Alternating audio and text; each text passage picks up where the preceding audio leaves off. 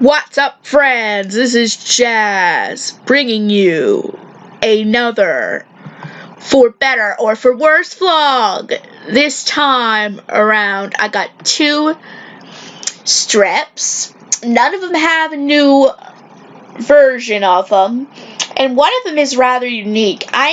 One of them, the first one, I am just going to skip right to what I feel about it. I might describe it a little bit, but there's next to no narration, no words. It's pretty much Ellie just preparing something. Oh, well, I should tell you the date. Oops, I did forget. This one is from April 7th, 2002.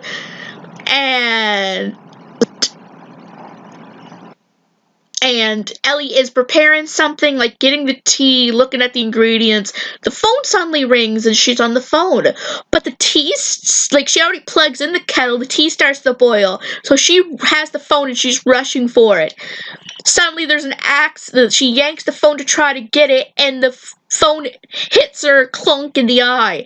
John's just so curious about what happened because she's holding the bag of peas. She has a black eye. She tells him about the kettle and the phone, and he's just laughing.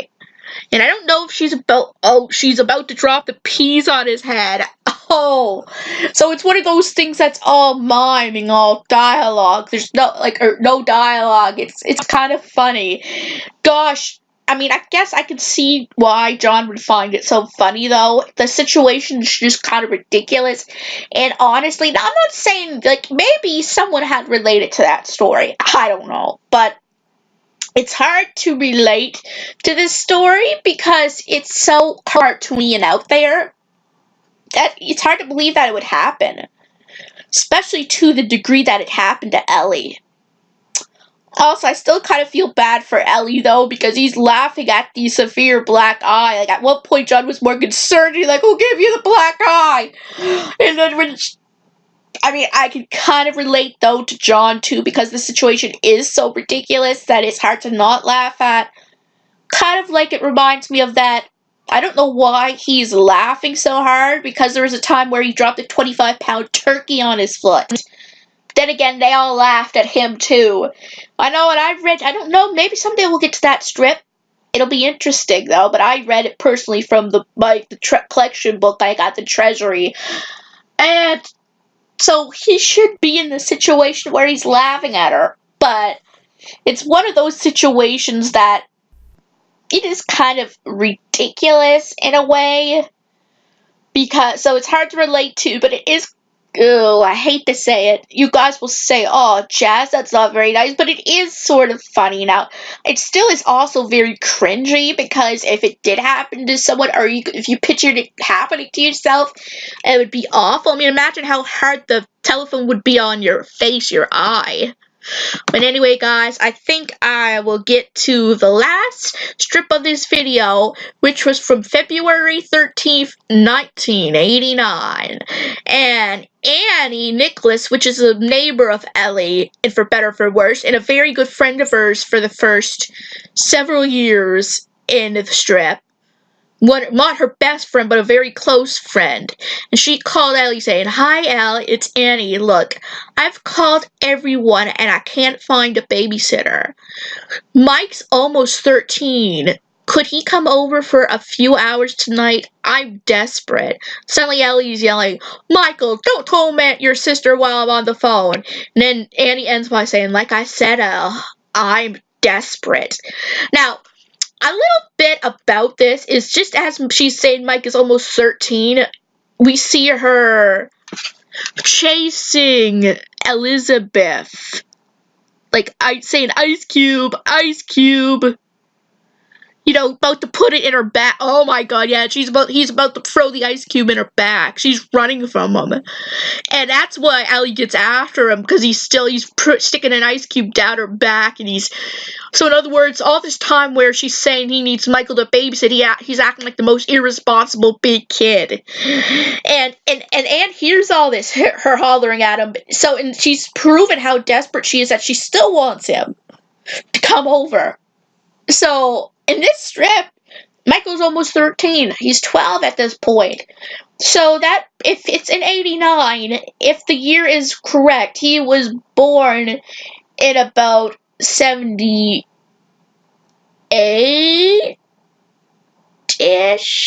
No, 70, stupid jazz. 77, 76?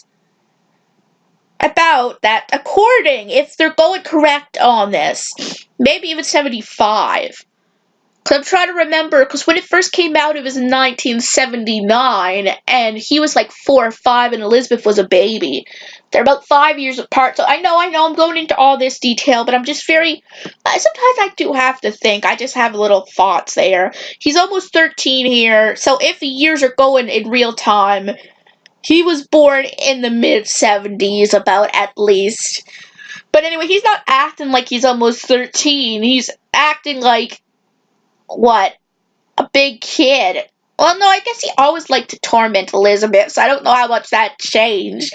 I mean, as an adult, as they were older adults, it's definitely changed. But up until he graduated high school, it was very, very similar to what it is. Maybe a little bit more of a less physical way. But honestly, you should see how face. I mean, you probably can see it. Like Ellie's face that she realizes Anne still wants him to look after a bunch of little kids. When he's tormenting one right there over the site. But actually, no, honestly, I find that kind of adorable how Michael's chasing her saying, Ice Cube, Ice Cube. Although, personally, for me, I think Mike is a little too old to tease her in that way. I mean, I know this is silly, and kids back then may have, but I don't know. How do I explain it? Sometimes kids have matured quicker back then, too. So I would expect something like this from maybe maybe a 9-year-old to his younger sister. No, I'm not saying Michael at his age still wouldn't tease Elizabeth, but you would think that it would be something like childish. You know what I mean? But I mean, as I said, like, maybe back then it could have been that way. Maybe kids nowadays that age wouldn't do that, but maybe back then they would. I never lived in the 80s at all. I was born in 91, just shortly after the 90s started, so I never grew up in that time period. I was young, I was very close to it, but I wasn't there. The thing is, when you say grow up in a time period, it means that you were old enough to understand certain things. So even if I was born in like 88, for example, or 89, I would be too young to remember it. So I wouldn't really be growing up in that period. I would be growing up in the early 90s, mid 90s. So I was never that age or even 8 like Elizabeth was there at that time. So I wouldn't be old enough to know how certain things were there. So, I mean, just in my opinion, knowing what I know about the generations now, they wouldn't be at that age, they wouldn't be that crazy.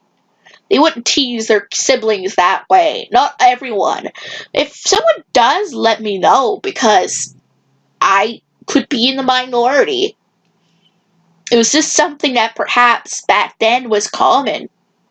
Or it was just Michael, because they said he did have some hyperactivity, so I don't know. But anyway, guys, sorry if this was a little long. I was just putting my point there. I mean, it was kind of cute. That's what I mean. Someone at age 12 or 13 should be kind of cute. You know, like, that way when he's teasing his sibling, it should be just completely, making fun of her hair or a boyfriend or whatever. Maybe.